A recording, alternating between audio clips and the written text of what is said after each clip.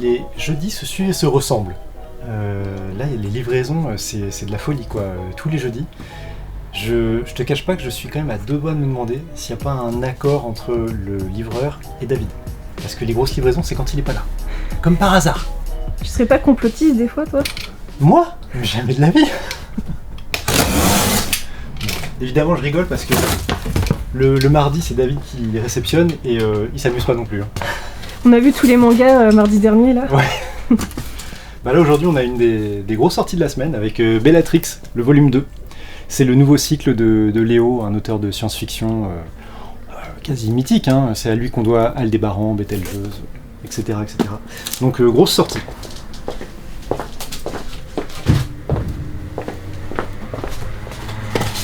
Ceci dit, tu vois, c'est l'avantage de ces cartons, c'est qu'il y en a beaucoup, mais à chaque fois, c'est dans celui-là, t'as que du Bellatrix. Donc t'as 30 exemplaires de Bellatrix, tu les scannes tous d'un coup, ça va relativement vite. Donc je pense que d'ici une demi-heure, c'est fini. Donc tu te plains pour rien. Je suis un peu optimiste quand même. Tu sais qu'il y a des gens sur Instagram qui ont dit que je devrais ouvrir une chaîne YouTube d'ASMR. Il paraît que je les détends. Bah écoute, allez, on est plus assez près. La YouTube Moula. Nous voilà. Sinon sur WhatsApp, tu fais un groupe spécial ASMR. Ah ouais, trop bien.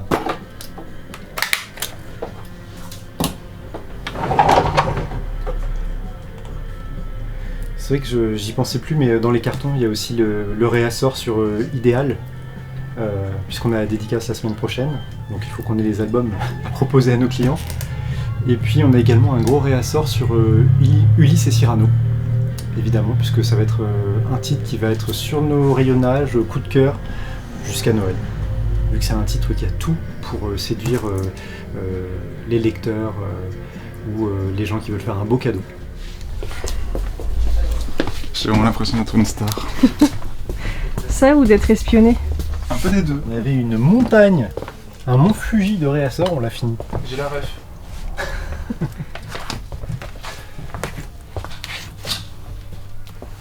Moi j'ai un petit secret, quand je sais pas où mettre les BD, je les mets au-dessus. Ça c'est ma signature. Tu s'expliques. Et après il y a Hugo qui passe derrière pour les remettre bien droites. De base, il faut qu'elle soit penchée? Petit office aujourd'hui, gros réassort, mais avec Hugo là, bon il y avait 0 client donc c'était facile. On a tout rangé, je suis très content. On peut peut-être parler de mes petites lectures d'hier soir. Si Carrément? Ah bah oui. Parce que j'ai lu un très bon titre. David vous en a un petit peu parlé mardi, il s'apprêtait à le prendre en lecture. Moi je l'ai pris hier soir, je l'ai lu d'une traite, je me suis régalé, ça s'appelle L'héritage fossile de Philippe Valette, donc l'auteur de Jean Doux, le mystère de l'étiquette molle, des 2 tomes de Georges Clooney. Mais alors là, rien à voir, on est dans l'humour le plus absurde qui soit, là on est dans la science-fiction la plus dark qui soit. C'est une histoire sur 2 temporalités, puisque d'un côté nous suivons un homme et une petite fille dans un univers complètement post-apocalyptique, balayé par le vent, à mi-chemin entre la route et la horde du contrevent. Et de l'autre, nous suivons une mission spatiale composée de 4 astronautes qui sont chargés de transporter de la Terre à une planète inconnue qui se situe à des milliards d'années-lumière de nous, des embryons, pour peupler cette nouvelle planète. Évidemment, ça va pas se passer comme prévu, parce que ce voyage est extrêmement long. Il représente des milliers d'années de voyage. Donc pour survivre, ces cosmonautes, ces astronautes, sont biostasés pour une durée de 25 ans. Tous les 25 ans, ils ont 5 jours pour se charger de la maintenance du vaisseau, etc. Et après, c'est reparti pour 25 ans de biostase. Et ainsi de suite.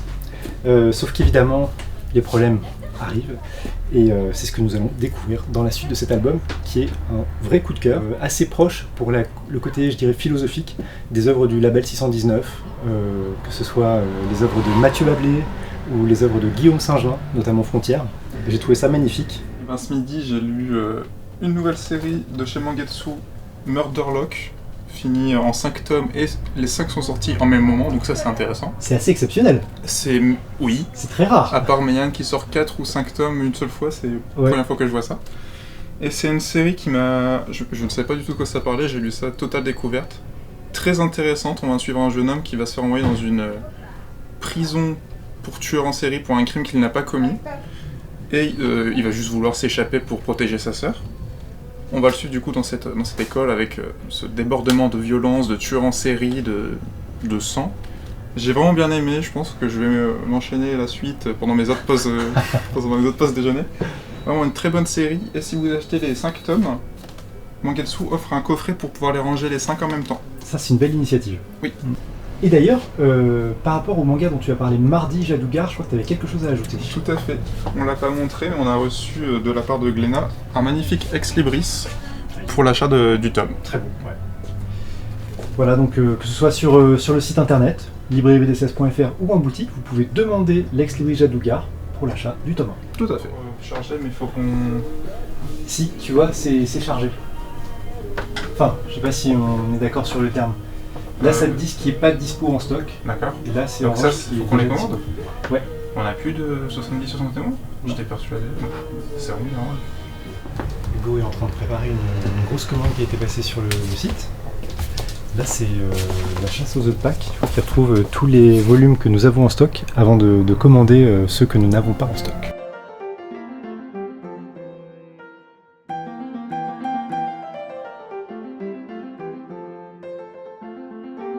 Bon alors Mathilde, je t'ai extrait de ton bureau où tu es en train de préparer la newsletter de la semaine pour nous parler de tes très très belles lectures de cette semaine, du week-end dernier, pardon. Oui, alors le week-end dernier, j'ai lu 2 BD, dont Dino Odyssey, de Gaët et de Clotilde Goubly. Voilà, Gaët, donc le scénariste de RIP. Ouais. C'est assez rigolo de le retrouver sur de la jeunesse parce que ça n'a rien à voir avec sa série RIP. Clairement. C'est pas le même public. Hein. C'est pas le même public, là ça s'adresse plutôt à des enfants de 6-7 ans, voilà. Et ça parle de dinosaures qui vont partir à l'aventure parce que on prétend que la fin du monde arrive. Ouais, à travers les boules de feu dont parlent les personnages. Exactement.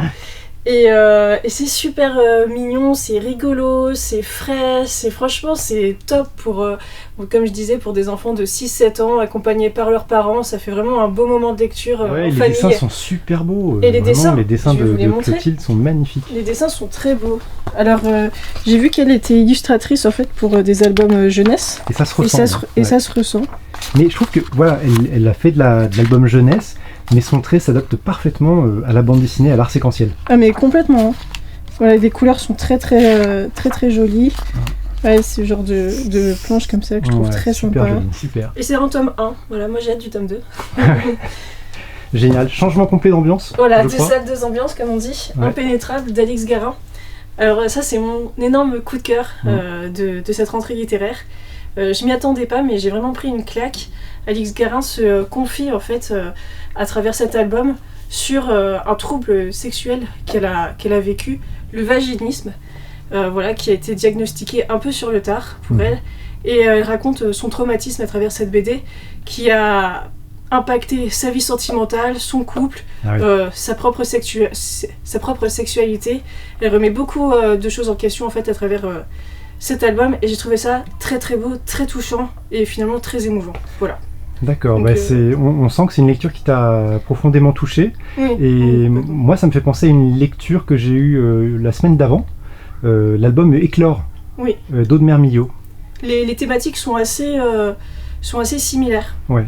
Enfin, disons qu'en tout cas il est question de traumatisme dans les deux cas, différents bien sûr. Et dans les deux cas c'est un récit intimiste. Ouais, et dans lequel les deux jeunes femmes en fait cherchent le moyen de dépasser ce traumatisme. Exactement. Chacune à leur façon. Et je voulais vous montrer quelques planches parce que j'aime beaucoup son dessin. Des planches comme ça là, très inspirées. Ah oui, c'est intéressant parce qu'il y a vraiment des styles très différents d'une planche à l'autre. Ouais. C'est ce genre de composition comme ça que j'aime beaucoup avec ce genre de dessin. Ouais, des dessins pour certains très bande dessinée et pour d'autres plus dans les sensations. Oui, c'est ça. Et dans l'émotion. Je vais voir si je retrouve ce genre de planche comme ça. Ouais. Il y a plusieurs techniques en fait de dessin et ça fonctionne très très bien. Et puis ça retranscrit parfaitement les émotions qu'elle veut nous transmettre. Donc franchement, deux très bonnes lectures qui n'ont rien à voir, mais je suis très contente de mon week-end. En fait, je me demandais si je vous avais déjà parlé de Daru-chan. Tu voulais que je réagisse, pardon. C'est pas grave, je me sens un petit moment de solitude là. En fait, je me demandais si je vous avais déjà parlé de Daruchan, un titre qui est paru il y a quelques années au Lézard Noir et qui était malheureusement en rupture depuis au moins un an. C'est l'œuvre de Lemon Aruna que l'on suit actuellement avec la série Fashion, toujours au Lézard Noir. Et je voulais vous en parler parce que c'est un titre qui m'avait extrêmement touché quand je l'avais lu. Daruchan, c'est donc l'histoire de cette jeune femme qui a une particularité, c'est qu'en fait c'est une extraterrestre et qu'elle a pris une apparence humaine pour s'intégrer à la société japonaise.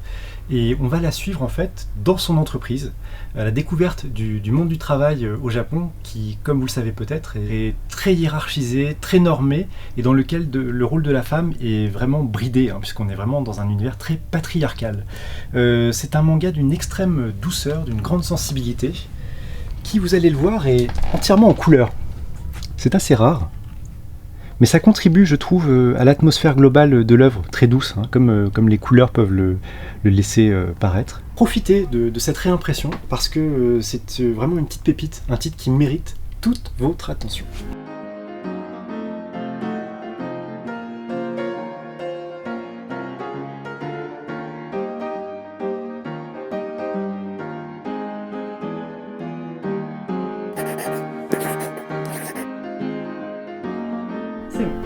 Et c'est parti pour le top vente qui est spécialement dédicacé à Thibaut, qui se reconnaîtra. On attaque avec le manga. Top 3, c'est Kindergarten Wars, le tome 4. En deuxième position, Knitting Life, tome 1, qui cartonne. Je crois que ça fait 3 semaines qu'il est dans le top 3. Gros succès mérité. Et en numéro 1, c'est Keiju Number 8, tome 12, la version collector. Sur le comics, nous avons New Burn, tome 2.